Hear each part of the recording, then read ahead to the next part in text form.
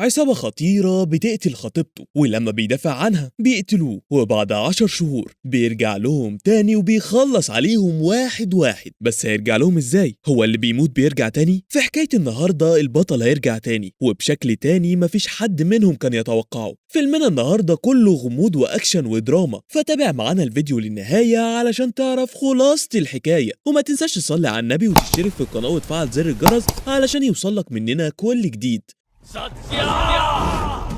بيبدأ الفيلم بثلاثة من عصابة المجرم فيرو، وهم بيوقفوا عربيتهم قصاد بيت كومار وبيروحوا لشقته، وهناك بيسألوه عن بنته ديبيثي، فبيقول لهم إنه ما يعرفش مكانها. وساعتها الضابط المرتشي شرفان بيقول له أنت مش عارف إن اللي بيحب بنتك هو فيرو أكبر زعيم عصابة في المنطقة؟ فبيقول له أنا ما أعرفش عنها حاجة، لو عرفت مكانها هبلغكم. ولما بيمشوا من عنده بيروح لبنته في الشقة اللي جنبهم، وبيقول لها أنت قلتي لي إنك مرتبطة بشخص تاني، فبتقول له أيوه. فبيقول لها روحي له واهربوا انتوا الاتنين من المنطقة كلها واتجوزوا في مكان بعيد مفيش حد يقدر يوصل لكم فيه. وعلى الجهة التانية ساتيا بيكون في طريقه للبيت، وعامة ديبيثي بتتصل بيه فبيتعصب عليها وبيقول لها انت كنت قافلة تليفونك ليه؟ بقالي 3 ايام مش عارف اوصل ليكي. فبتقول له انا مستنياك جنب بيتك، فبيروح لها على هناك وساعتها بتحكي له على كل حاجة، فبيتعصب عليها وبيقول لها ليه ما عرفتنيش ان في شخص بيضايقك؟ فبتقول له علشان خايفة عليك، فيرو مجرم ولو اتعرضت له ممكن يقتلك. وتاني يوم الصبح واحد من رجالة فيرو بيروح يبلغوا ان ديبيثي هربت مع ساتيا علشان يتجوزوا في المعبد، فبياخد معاه رجالته وبيروحوا لهم على هناك. ولما ساتيا بيحاول يهاجم فيرو، ديبيثي بتحط ايديها على كتفه علشان تمنعه، وهنا فيري بيقول لرجالته هاتوها لي، فمن غير اي تفكير بيجروا ناحيتهم، وعامة ساتيا بيمسك ايديها وبيهربوا، فرجالة فيرو بيطاردوهم لحد ما بيوصلوا شارع سد،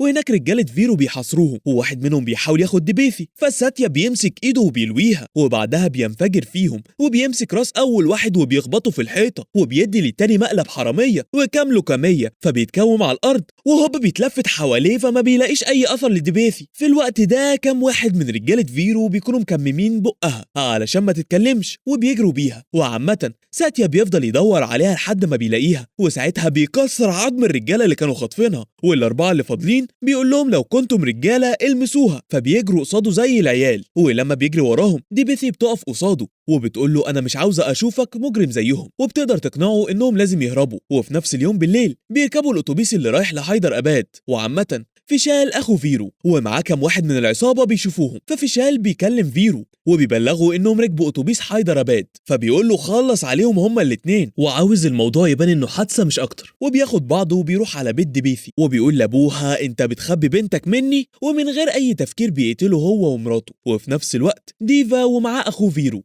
بيدخلوا للاتوبيس، وواحد منهم بيشيل حركه ديبيثي والتاني بيهاجم ساتيا، فساتيا بيدافع عن نفسه وبيضربه وكان يقدر يخلص عليه، لكن لما بيلاقي ديفا حاطط السكينه على رقبه ديبيثي بينهار وبيقول له ارجوك سيبها، لكن الجاحد بيجز رقبتها قصاده وهو بيقول رحله سعيده. وفي نفس الوقت كام واحد من العصابه بيغزوا ساتيا بالسكاكين، فالاتنين بيموتوا في نفس الوقت. وبعدها ديفا بيولع في الاتوبيس، ولما الشرطه والاسعاف بيوصلوا بيلاقوا كل الركاب متفحمين، لكنهم يكتشفوا ان ساتيا لسه في الروح، فبينقلوه على المستشفى، وهناك بيتم استدعاء الدكتوره جوري. ولما بتروح تشوف ساتيا بتلاقي نص وشه محروق واللحم متاكل وفكه حرفيا بيكون ظاهر وبيكون داخل في غيبوبه. وساعتها باقي الدكاتره اللي معاها بيعرفوها ان الحاله ميؤوس منها وانه هيحصل لدماغه تسمم وهيموت في خلال ساعات، فبتقول لهم انها تعملوا العمليه على مسؤوليتها الخاصه، وفعلا بتعملوا العمليه اللي بتاخد 7 ساعات كامله. ومن بعدها ساتيا بيفضل في غيبوبة لمدة 10 شهور لحد ما في يوم بيحلم بكل اللي حصل له هو وديبيثي، وعامة بيفوق من الغيبوبة، ولما بيلاقي جسمه متوصل بالأجهزة ووشه كله مربط بيخاف وبيحاول يشيل الشاش من على وشه، وساعتها الممرضة بتشوفه وبتستدعي الدكاترة بما فيهم الدكتورة جوري اللي بتهديه، وبعد شوية بيفكوا له الشاش اللي على وشه، ولما الممرضة بتجيب له مراية وبيشوف وشه فيها بيتصدم لأن شكله بيكون اتغير تماما، والدكتورة بتقول له إنها عملت له العملية على مسؤوليتها، والعملية دي هي اللي أنقذت حياته، وبتطلب منه يرتاح في الوقت الحالي، وبتقول له إنها هتمر عليه تاني علشان تفهمه كل حاجة، لكنها لما بترجع له بتلاقيه مش موجود في الأوضة، وبيكون سايب لها ورقة مكتوب عليها شكرا. وبعدها بيلاقي فيرو ورجالته وبيصورهم، ولما بيرجع لشقته بيلاقي شخص غريب عايش فيها، والشخص ده بيدعي إنه ساتيا صاحب الشقة، فساتيا بيقول له أنا ابن عم ساتيا، فبيقول له جاي هنا تعمل إيه؟ فبيقول له جاي أقتل 4، فبيخاف منه وبيسمح له بالدخول. وعامة ساتيا بيفتح باب سري في الشقة وبيدخل لأوضته، ووقتها بيشوف صورته هو وديبيثي اللي بتكون متعلقة على الحيطة، فبيوعدها إنه هينتقم لها، وبيطلع صور فيرو ورجالته وبيرقمهم بالترتيب اللي هيقتلهم بيه. واول واحد بيقرر يقتله هو ديفا، وتاني يوم بيروح علشان يخلص عليه، وساعتها بيلاقي بنت بتستنجد بيه وبتطلب منه يحميها من ديفا، وبتمسكه من كتفه زي ما ديبيثي كانت بتعمل. فبيقرر انه يساعدها ويأجل انتقامه، وبياخدها وبيمشي. وبعد كده بيعرف منها ان اسمها بيتي، وانها في يوم شافت فيرو فعجبتها فورمته، فطلبت منه يتصور معاها. ومن يومها وهو ورجالته بيطاردوها في كل مكان، وبتشكره وبتبعد عنه. وساعتها بيقول لها هتعملي ايه لو طردوكي تاني؟ فبتقول له ههرب. فبيقول لها اللي يقرب منك قولي له ان عندك صديق بيحميكي. فبتقول له خلي بالك ان العصابة بتطاردني في كل مكان. فبيقول لها هو ده اللي انا عاوزه بالظبط. تاني يوم بيتغدوا مع بعض في مطعم، وبيتكلموا شويه مع بعض، وبيتي بتقول له انها نفسها تبقى ممثله. المهم ان مجموعه من العصابه بيوصلوا قصاد المطعم، وقبل ما يهاجموا بيتي ساتيا بيروح لهم وبيقول لهم انه عاوز يكلم ديفا. فبيتصلوا بيه وبيخلوه يكلمه. وقتها ساتيا بيقول له انا بتحداك انك تواجهني، وبيديله الميعاد والمكان اللي هيتقابلوا فيه. وتاني يوم ديفا بيروح له على حسب الميعاد، وطبعا اول ما ساتيا بيشوفه بيديله لوكاميه بتكومه. وعلى الجهه التانيه ساتيا بيبعت لفيرو صوره ديفا، وبيكون عامل علامه اكس على وشه وكاتب على ظهر الصورة رقم 1. تعالوا بقى نرجع لديفا اللي لما بيفوق بيلاقي نفسه متكتف على كرسي في مبنى تحت الإنشاء، وجسمه كله بيكون متحوط بأسلاك كهرباء، والمية بتبقى حواليه من كل مكان. وساتيا بيواجهه وبيقول له فاكر اللي عملته في ديبيثي؟ فديفا بيقول له انت مين؟ فبيقول له ساتيا. وساعتها ديفا بيترجاه انه ما يقتلهوش. فساتيا بيقول له رحله سعيده، وبيروح مكهربه لحد ما الدخان بيطلع من ودانه. ولما الشرطه بتوصل الضابط بهاجي بيقول للي معاه اللي قتله كان قاصد انه يعذبه، واضح ان كان في بينهم طار. وفي نفس اليوم بالليل ساتيا بيرجع للبيت، وساعتها الراجل اللي منتحل شخصيته بيشوف برنامج بيتكلم عن قتل ديفا، وفي نفس الوقت بيشوف صوره ديفا بين حاجات ساتيا، فبيعرف ان هو اللي قتله، فبيخاف منه. وعلشان كده لما ساتيا بيطلب منه انه يمثل قصاد بيتي انه مخرج وعاوز يكتشفها فبيوافق على طول. وتاني يوم ساتيا بيكلم فيرو وبيقول له انه من رجاله ديفا، وانه لقى البنت اللي كان ديفا بيدور عليها. ففيرو بيدي التليفون لفيشال، وفي المجمل ساتيا بيقدر يقنعه انه يقابله بعد شويه في المول علشان يعرفه طريق البنت اللي ديفا كان بيدور عليها. وبعد شويه ساتيا بيكون في المول وبيقول لبيتي ان المخرج صاحبه هيجي كمان شويه وهيطلب منها انها تعمل تجربه اداء علشان تكون بطله فيلمه الجديد. وبس يا سيدي الراجل بيوصل وبيشرح لها الدور اللي بيكون ما هو الا انها تقنع فيشال انها بتحبه، وبيعرفها شكله. في نفس الوقت ساتيا بيروح لفيشال وبيقول له انا بحب بيتي من زمان، لكن للاسف هي بتحبك انت. ففيشال بيلقط الطعم، وبمجرد ما بيشوف بيتي وبتتكلم معاه كلمتين بيحبها، وساتيا بيضرب معاه صحوبيه وبيديله كام نصيحه كده علشان يقرب من بيتي، وبيرتب لهم ميعاد تاني. وبعد ما بيتقابلوا فيشال بيقول له ونعم الصحاب يا ابو الشباب، انا خلاص هتقدم لها. هنا بقى ساتيا بيعرف ان خطته نجحت، فبيأجل شويه موت فيشال، وبيقرر انه يخلص الاول على الضابط شرفان. وفي المجمل بيروح له الاسم وبيوري له صوره ديبيثي، وبيقول له انها مختفيه من اسبوعين وعاوز يقدم بلاغ باختفائها. وطبعا اول ما شرفان بيشوف صورتها بيتصدم وبيقول له خليك هنا ما تتحركش، وبيطلع يكلم فيرو وبيبلغه باللي حصل. وعامه فيرو بيقول له خلص عليه فورا. ولما شرفان بيرجع للاسم ما بيلاقيش ليه اي اثر، فبيركب عربيه الشرطه وبيدور عليه، فبيلاقيه راكب الموتوسيكل بتاعه وماشي بيه باقصى سرعه، فبيمشي وراه. ولما بيركن الموتوسيكل وبيدخل للمول بيدخل وراه وبيركب الاسانسير الازاز. وساعتها ساتيا بيوقف الاسانسير، ولما الضابط بيساله انت مين بيقول له ساتيا. فالظابط بيطلع مسدسه، لكن ساتيا بيمسكه وبيضربه بالنار. وبعدها بيقول له الشرطه هم اللي بيوقفوا الجرايم، لكن انت ظابط مرتشي بتأمن على المجرمين وهم بيرتكبوا جرايمهم وبيفكروا بديبيثي واللي عملوا فيهم. وفي المجمل ساتيا بيلف على رقبته حبل وبيثبت الطرف التاني من الحبل وبيقول له رحله سعيده، وبعدها بيرميه من الاسانسير فبيموت. ولما الظابط بيوصل وبيشوفه بيطلب من العساكر انهم ينزلوا جثته، فبينفذوا اوامره. ووقتها بيلاقي في جيبه صوره شرفان وهو مع فيرو، وبيكون معمول على شرفان علامة اكس ومكتوب عليها رقم 2. وهنا الضابط بيسأل الناس ان كان في حد شاف المجرم، فساتيا بيرفع ايديه، فبياخده معاه للاسم وبيستدعي الرسام وبيخلي ساتيا يقول له ملامح المجرم، فبيرسمها علشان في النهاية يرسم شكل ساتيا الحقيقي. فالضابط بياخد الصورة وبيروح بيها لفيرو وبيقول له في شخص بينتقم منك وبيقتل رجالتك واحد ورا التاني، وبيوري له صورة ساتيا. وطبعا ساعتها فيرو بيتصدم لكنه بينكر انه يعرف صاحب الصورة. فالضابط بيقول له خلي بالك من نفسك لانك ممكن تكون انت رقم 3. وعلى الجهه التانيه فيشال بيكون مع واحد من العصابه، وساعتها بيشاور له على بيتي وبيقول له هي دي البنت اللي اخوك بيحبها. وطبعا لما بيشوفها بيتصدم، وبيقابل ساتيا وبيقول له انا مش عارف اعمل ايه، انا ما اقدرش اعيش من غيرها، ولو اخويا عرف اني بحب نفس البنت اللي هو بيحبها مش بعيد يخلص عليا. فبيقول له يبقى تتغدى بيه قبل ما يتعشى بيك، وبيقنعه انه يقتل اخوه وياخد مكانه في العصابه ويتجوز البنت اللي بيحبها. وفي المجمل ساتيا بيكلم فيرو وبيقول له اخوك بيحب نفس البنت اللي انت بتحبها وبيفكر انه يقتلك علشان يتجوزها وياخد مكانك في العصابه. وفي نفس اليوم بالليل فيشال بيدخل لاوضه اخوه وبيضربه بالنار وهو نايم في سريره، لكن بعد كده بيكتشف ان اخوه واقف وراه وبيقول له اخر حاجه كان ممكن اتخيلها انك تفكر تقتلني، لو كنت قلت لي بحبها كنت سبتها لك. فبيترجى انه يسامحه، فبيقول له خلاص ما عادش ينفع، وبيدي امر لرجالته انهم ياخدوه ويخلصوا عليه بعيد،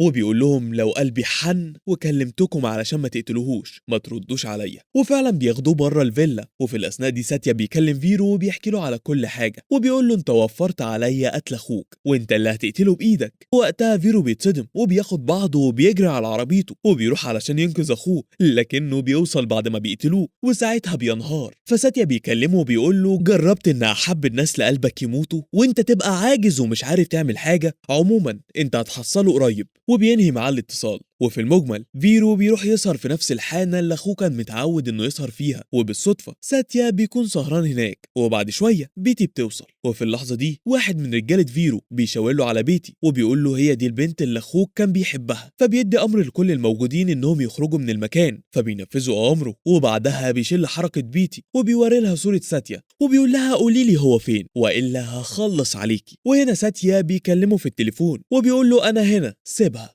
وعامة ساتيا بيقرب من فيرو وبيقول له خرجها هي من الموضوع، فبيسيبها. وبس يا سيدي بيديله كام شلوت على كام لكمية على كام مقصة حرامية، وبعدها بيقول له رحلة سعيدة وبيرميه من على ارتفاع 10 أدوار فبينزل ميت. وبكده بيكون حقق انتقامه. لكن الغريبة انه لما بينزل للشارع بيقف في إشارة مرور، ووقتها الشخص ده بيشوفه فبيترعب وبيطلع مسدسه وبيضرب عليه نار، فالرصاصة بتيجي في واحد تاني فبيضرب عليه نار مرة تانية، لكن ساديا بيقدر يتفادى الرصاص بس ما بيبقاش فاهم الشخص ده بيضربه بالنار ليه. المهم ان الشخص ده بيطلع يجري فساتيا بيجري وراه، والشخص الغريب ده بيقدر يوصل للمينا وهناك بيكلم مسؤول حكومي فاسد وبيقول له تشاران لسه عايش، فبيتصدم وبيقول له كلم دارما فورا وبلغه. فبيقفل معاه وبيكلم دارما اللي اول ما بيسمع الخبر بيقول له ازاي لسه عايش، ده انا قتله بايدي، خلص عليه فورا. فما بيكدبش خبر وبيتصل برجالته وبيديلهم العنوان وبيقول لهم تجولي فورا. وهنا بيلاقي ساتيا في وشه وبيضربه رصاصه فبتيجي في دراعه، ولما بيحاول يضرب عليه نار تاني بيكتشف ان الرصاص خلص. وبس يا سيدي رجالته بيوصلوا وبيحاوطوا ساتيا وكلهم بيهاجموه في نفس الوقت، وواحد منهم بيقدر يجرحه بالسكينه اللي معاه. وفي المجمل ساتيا بيمسك واحد منهم وبيرميه فبيوقع معاه 3، وبعد كده عينكم ما تشوف الا النور بينزل طحن فيهم وبيقدر لوحده انه يخلص عليهم كلهم. وهنا بقى صاحبنا ده بيطلع يجري فعربيه بتخبطه وبيموت قبل ما يقول لساتيا هو مين ولا كان عايز يقتله ليه. وفي الاثناء دي ساتيا بيتصل بجوري وبيحكي لها اللي حصل، فبتقول له انت فين، ولما بيقول لها على مكانه بتاخد طياره من دلهي وبتروح له فورا. ولما بتقابله بتقول له ان ابنها مات في نفس توقيت دخوله للمستشفى وهو كانت حالته خطر ومحتاج لزراعه وجه باقصى سرعه. وساعتها قررت انها تنقذ حياته فعملت له العمليه ونقلت له وش ابنها، وبتحكي له بقى ان ابنها كان اسمه تشاران وانه كان طالب في الجامعه ودمه حامي وما بيقبلش بالغلط، وكان ليه 2 اصحاب، واحد منهم اسمه فيكرام وكان عايش في حي الفقراء، والتاني اسمه فيكي وكان عنده طموح انه يبقى مسؤول سياسي. وبتقول له ان ابنها كان بيحب بنت اسمها بيانكا، وهي لما عرفت راحت لابوها وفهمته ان ابنها طبعه حامي وما بيحبش يشوف الغلط قدامه ويسكت، لكنه في نفس الوقت قلبه طيب وبيراعيها من بعد موت ابوه. المهم ان الراجل بيوافق على الجواز، ومن بعدها هو وبيانكا بيقربوا من بعض اكتر وهي كمان بتبتدي تحبها، وحياتهم بتكون ماشيه زي السكينه على العسل لحد ما مجرم اسمه دارما بيتفق مع مستثمر انه يستولي على ارض وبيوت حي فقير علشان يعمل عليها مشروع استثماري،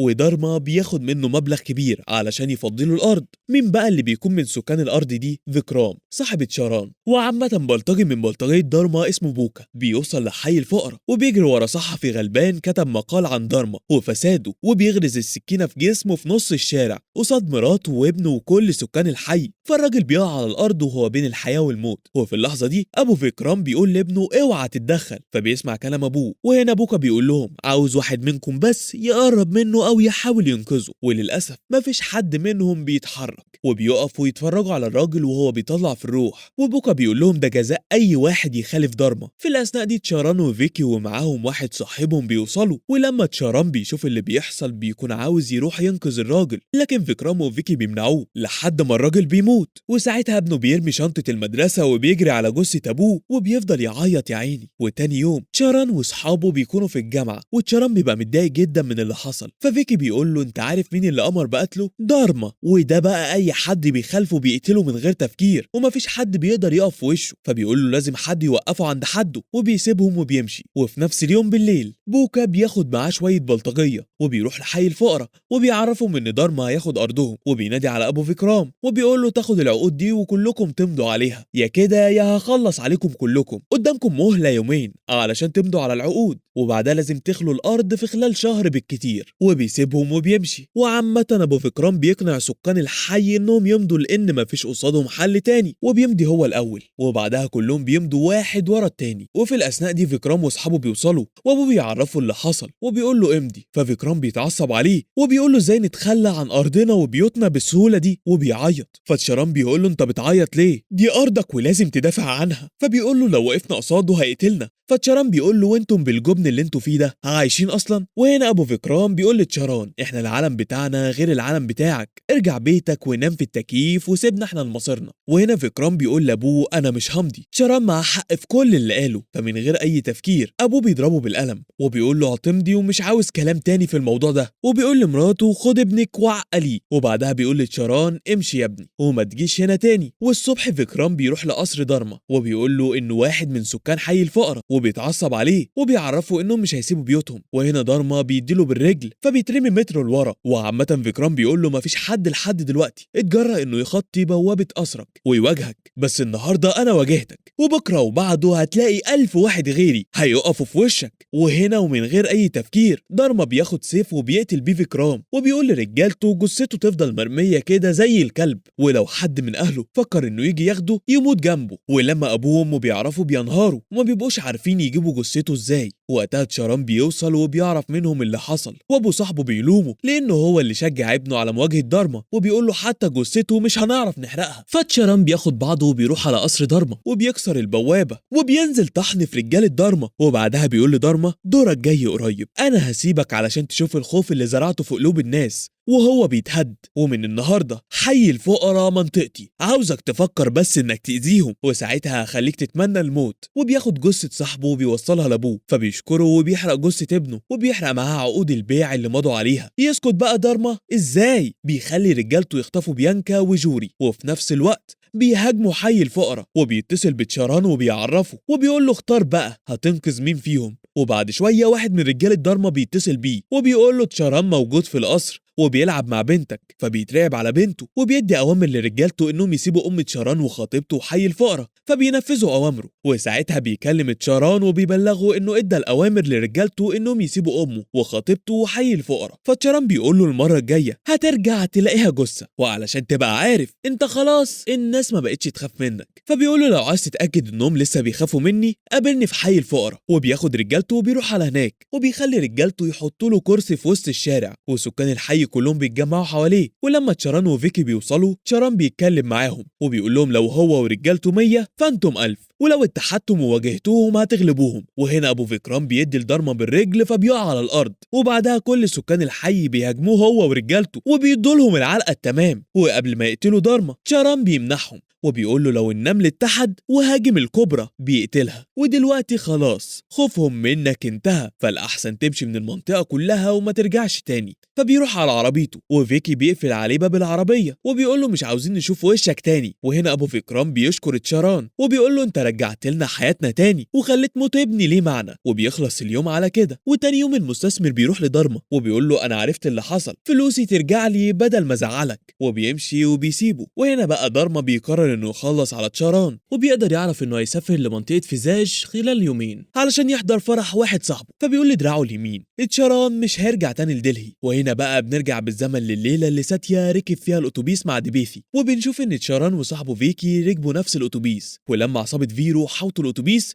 تشاران قال لفيكي واضح ان عصابة دارما هم اللي وقفوا الاتوبيس، وبيقوم علشان يواجههم. وساعتها بيتفاجئ ان فيكي بيغرز في جنبه سكينة، فما بيبقاش مصدق ان الخيانة تجيله من صاحبه. لكن فيكي بيأكد على المعلومة وبيغرز السكينة في جسم صاحبه مرة تانية. وهنا تشاران بيقول له بعتني بكام يا صاحبي؟ فبيقول له دارما وعدني بمنصب سياسي. فبيلف ايديه حوالين رقبة فيكي. وعامة واحد من رجالة دارما بيدخل الاتوبيس وبيهاجم تشاران. وقتها تشاران بيمسكه وبيرميه بره الاتوبيس وبينط وراه. وفي المجمل رجاله دارما بيحاوطوه، وكم واحد منهم بيطلع سكينه وبيقدروا انهم يجرحوه. فبياخد منهم سكينه وبينزل ضرب فيهم، وبيقدر يخلص على كم واحد منهم. وبيهاجم صاحبه بيرفع عليه السكينه لكن ما بيقدرش يقتله، وبيقول له انت صاحبي ما اقدرش اغدر بيك. وهنا دارما بيظهر وبيغرز السكينه في ظهره، وفيكي بيكمل عليه. وللاسف تشاران بيقع ميت، ولما جثته بتوصل لجوري بتنهار. وبعدها بلحظات بيوصل ساتيا وهو بين الحياه والموت، فبتقرر تعمله العمليه وبتنقله وش ابنها. وبس يا سيدي بنرجع للوقت الحالي، وجوري بتاخد تشاران لحي الفقراء اللي لما بيشوفوه بيطيروا من الفرحه، خصوصا ابو فكرام اللي بيكون ماشي على عكازات بعد ما دارما قطع له رجله. وبيحكي لتشاران ان لما رجاله دارما حاولوا يهدوا بيوتهم وقفوا قصادهم ومنعوهم، وبيقول له مرت سنه واحنا لسه واقفين في وشهم، ودلوقتي محتاجين لك تقف معانا. وفي نفس اللحظه بلطجيه دارما بيوصلوا للحي وبيهددوهم علشان يخلوا المنطقه. وعامه اول ما بيشوفوا تشاران كلهم بيطلعوا يجروا زي الفيران. والتاني يوم فيكي بيكون في موكبه السياسي والناس بيحيوه، وفجأة بيشوف تشاران قصاده فالدم بيتجمد في عروقه. وبيروح لدارما وبيقول له تشاران لسه عايش، انا شفته بنفسي. وفي المجمل تشاران بيوصل للقصر وكل اهل حي الفقراء بيكونوا معاه وبيتخطوا بوابة القصر. وساعتها دارما بيفتكر كلام فيكرام، ولما رجالته بيتعرضوا لهم بيتحدوا ضدهم وبينزلوا فيهم طحن. وتشاران بيطلع للدور التاني علشان يخلص على دارما. في نفس الوقت دارما بيحط السكينة على رقبة جوري وبيهدد تشاران انه لو قرب منه هيخلص عليها. في اللحظه دي فيكي بيغرز السكينه في جنب دارما. وهنا بنرجع بالزمن علشان نشوف ان فيكي اتفق مع تشاران انه يساعده يتخلص من دارما في مقابل انه يسيبه عايش. المهم ان دارما بيغرز السكينه اللي معاه في رقبه فيكي، وتشاران بيشد جوري بعيد عنهم. فدارما بيسحب السيف اللي متعلق على الحيطه وبيهاجم بيه تشاران اللي بيبعد عن طريقه. وساعتها السيف بيجي في مساعد دارما، وفي اللحظه دي تشاران بيرميهم هما الاتنين من الدور التاني، فبيقعوا وسط الفقراء اللي طبعا ما بيصدقوا وبينزلوا طحن في دارما لحد ما بيموت. وهنا بيخلص الفيلم. مستني رأيكم في التعليقات، ويا ريت ما تنسوش الصلاة على النبي وتشتركوا في القناة وتفعلوا زر الجرس علشان يوصل لكم مننا كل جديد. وبس كده، سلام.